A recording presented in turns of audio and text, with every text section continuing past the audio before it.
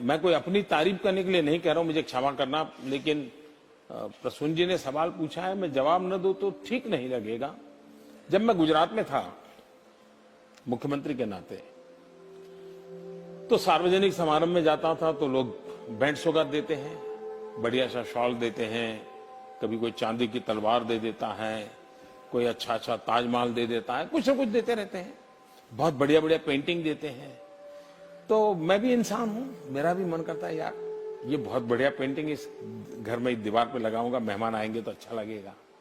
ये बढ़िया से मूर्ति दी है, यहां रखूंगा तो बहुत अच्छा। मेरा भी मन कर, आपका भी मन करेगा? करेगा कि नहीं करेगा? मेरा मन नहीं करता था।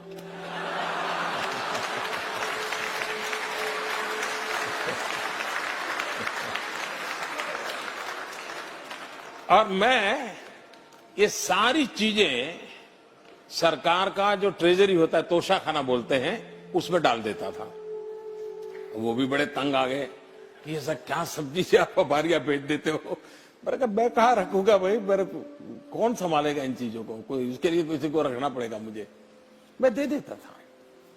फिर मैं उसका वैल्यूएशन करवाने लगा, फिर मैंने उसका ऑक्शन करवाना शुरू किया। हम लोग जानते हैं हिंदुस्तान में राजनेताओं के साथ ऐसी बातें सब सच होती है, सभी मैं नहीं कहता हूं, सब झूठ होती है, ये भी मैं नहीं कह सकता। लेकिन ये तो होता है कि यार वो फलाना था, इतना ले गया। लेकिन मैं गर्व से कहता हूं कि जब मैंने गुजरात छोड़ा था तो ये जो मुझे मिलती थी चीजें, मैं उसका लगातार ऑक्शन करता था पब्लिक में, और ऑक्शन करके उससे जो पैसा आता था वो मैं गर्ल चाइल्ड एजुकेशन के लिए सरकार में डोनेट कर देता था।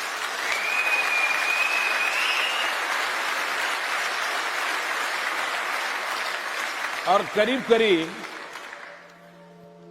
100 करोड़ से ज्यादा रुपए ऑक्शन से, और फिर लोग मुझे चेक भी देने लगे। किसी फंक्शन में जाता था तो चीज देने के बजाय गर्ल चाइल्ड एजुकेशन के लिए चेक देने लगे। ये अमाउंट करीब करीब 100 करोड़ से ज्यादा थी जो मैं बच्चियों की शिक्षा के लिए देके था।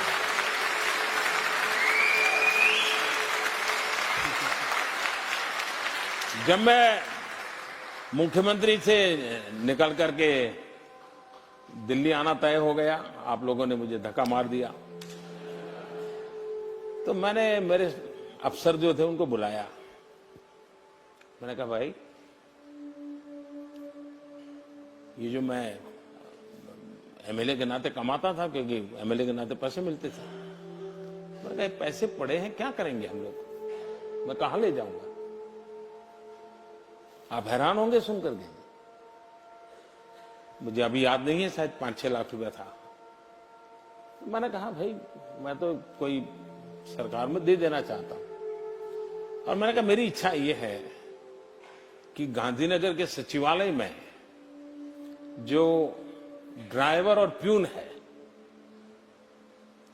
उनके लिए मैं अमाउंट छोड़ दूं, आपको इसका व्यवस्था कर दीजिए, और उसके ब्याज में से ये ड्राइवर और उनके प्यून के बच्चों को कुछ न कुछ मदद मिलती रहे, वो पढ़ते रहे, ऐसी व्यवस्था कीजिए। मेरे जो अफसर थे सुन रहे थे मुझे, कुछ बोले नहीं। वो अफसर बड़े कुशल होते हैं, मुंडी ऐसे से हिला रहे थे। मैं भी सोच रहा था कि मेरी बात मान ली, कुछ करेंगे। 2 दिन के बाद उन्होंने कहा साहब हम जरा घर में मिलने आना चाहते हैं। मैंने कहा आई जाइए, क्योंकि मुझे जाने की तैयारी कर रहा था। उन्होंने कहा साहब आप ऐसा मत कीजिए, पता नहीं कब आपको पैसों की जरूरत पड़ जाए और आपके पास कुछ है नहीं। मेरे अफसरों ने मुझे वो पैसे देने नहीं दिए, तो मैंने कहा यार कम से कम मैं तो क्या करूंगा इसे ले जाकर।